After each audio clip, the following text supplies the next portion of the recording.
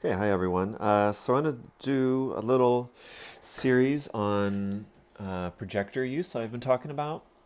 So in mind I have, I don't know, maybe 4 or 5 parts. I'm going to split up over the next couple weeks since we're not meeting next week because of Wellness Day. So these will just be uploaded to the media gallery in Canvas. So this first quick one, I just want to cover keystoning and some other basics. So if we see, I got this, this is a cheapo Epson. I think, God, I bought this in maybe 2012. So it is so old. I think I bought it for $600 or $500. So I just, it's useful for the studio. Like I wouldn't want to use this for an exhibition situation. Um, but it's pretty universal, these things to talk about. So we can see, a common problem with projectors is that edge right here, right? That's not straight. It's got this distortion based on how the projector is sitting and how, the angle of projection. So keystoning is a way to try to get those lines more even with the floor and the walls and the ceiling, like that. So, I mean, for every projector, it's slightly different on how to do this, but every projector is going to have something like that. So for this one, it's actually kind of built into this little menu button. So these little trapezoids. So that's keystoning. So if we click that, actually no, that's quick corner.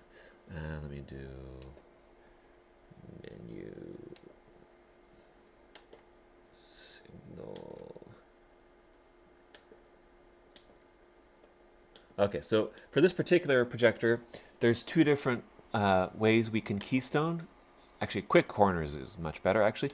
But HV keystone, let's see what that does. All right, and then, okay, here we go. And if I just zoom in here a little bit. So we have vertical keystoning and horizontal keystoning, and we see the little values here. And if I do horizontal, there we go. So by doing that, can we see what's happening here?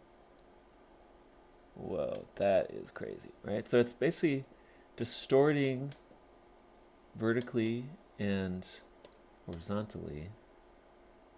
So in the beginning, right, it's kind of going like this. So just by tweaking these values, I can see the actual visual image is looking more aligned to the table and the wall, right?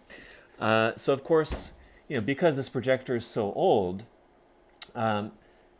this down here, my shadow's pointing, that's actually black area in the projection, but it looks kind of a bright gray, right? And on the edge right here and on top. So the spread of light from the projector is still the same. The image it's projecting, though, the keystoning is a way to just shape it into to be a more rectilinear shape. So the fact that we still see this kind of grayish black area here, this has to do with contrast ratio, which we'll talk about in the next video. So keystoning is pretty easy. Let me try this other keystone. Quick corners. Some projectors might have something like this. And in this case, it is, let me go back out. No, it didn't. Quick corner. Enter. Okay. So for this, instead of doing kind of horizontal measurements and vertical measurements, in this case, we can isolate specific corners. So I'm going to select upper left. And then if I hit, I'm basically just, hitting up, down, left, right on here. And usually you could do this with the remote control also. And so now I'm like holding right, and we could see that corner is moving to the right and left and up and down. Okay, enter. I'm going to do that corner now and hold left. So this is actually a better way to do it. I think it gives you a little more flexibility. And okay, so that looks not terrible. Okay, so that is basics of keystoning. Every projector also will typically have some sort of focus and zoom, usually with a manual knob. It's nicer if they're manual. On our Panasonic projectors that we have in the department, there's the actual lens, you kind of twist it right here. So what we can do here, we can see, so this is changing the scale. I'm pretty close here, so the scale change isn't going to be a whole lot. So one thing to be aware of when you do this, if the image is the smallest, it's actually going to look brighter because, right, it's got a certain amount of brightness power, right? And if we concentrate that brightness on a smaller area, then obviously it's going to look brighter. So if we make it bigger, the image is going to appear a little less bright, but it's going to be brighter or bigger. So you kind of have to negotiate between those two things and find your sweet spot. Okay, and then just focus. Nothing shocking there, right? So you kind of try to get it as tight as possible.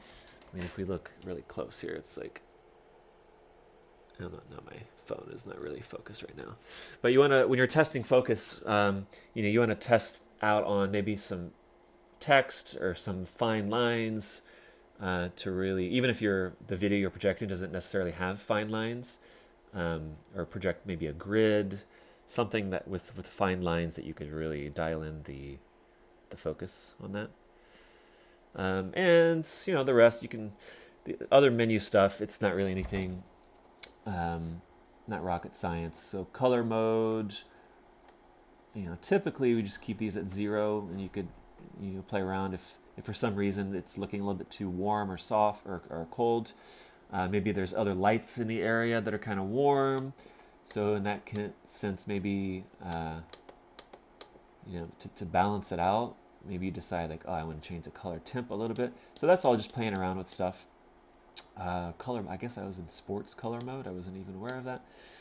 Signal, all of this default I never really bother with. I've got HDMI coming here from my computer, so it automatically recognizes that.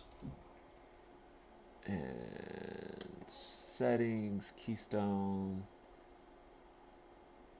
Okay, this is good. Remote receiver. Actually, let's do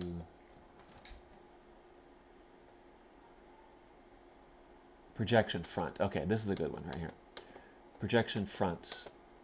Front ceiling, rear ceiling.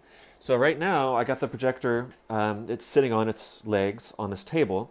So, I just have a normal front setting right there. What if I had this hanging from the ceiling up here, right? In which case it would be upside down, right? Because like below is where we attach the mount. So if that is the case, we would change to front ceiling. And you can see that ruined my keystoning, but it basically flipped it upside down. If we are doing a rear projection, we set it to rear. So if typically you need a special screen or like a scrim material if you want to project from behind. So this can be nice if you have the right kind of screen. It eliminates the shadow of the audience in front. So if you imagine, like, if I'm standing in front of this, right, I'm casting a shadow. But if the projector is behind the screen, it's projecting from the back, then a person can walk right up to that surface of the screen and not cast a shadow. So that's a really big benefit of rear projection screens. So this basically just mirrors it. And then rear ceiling, in case we're on the ceiling and projecting from the rear. Okay, so those are nice settings to be aware of also. And maybe that's all. Let's go extended. Yeah, that's good. Any modern projector, it's going to have HDMI input, which is a good thing for you to shoot for. They typically might have this VGA also. I mean, this is pretty old, so it has this RCA. These are RCA inputs here, so video and then stereo audio. I would never ever try to play sound through a projector. Don't do it. Sounds terrible. And these other ones, that's like S video. That's like that's an old one. It was like an upgrade from RCA. So in any kind of newer projector, you might still see VGA, definitely HDMI. I encourage you to run a test. You can see 1,000% difference if you have, especially if there's any details in your projected image. Try it, maybe connect it to your computer, to VGA, check it out, and then try HDMI, and you're going to see a big difference in sharpness and clarity and brightness using an HDMI cable. So feel free to do your own test on that. So that's good for part 1.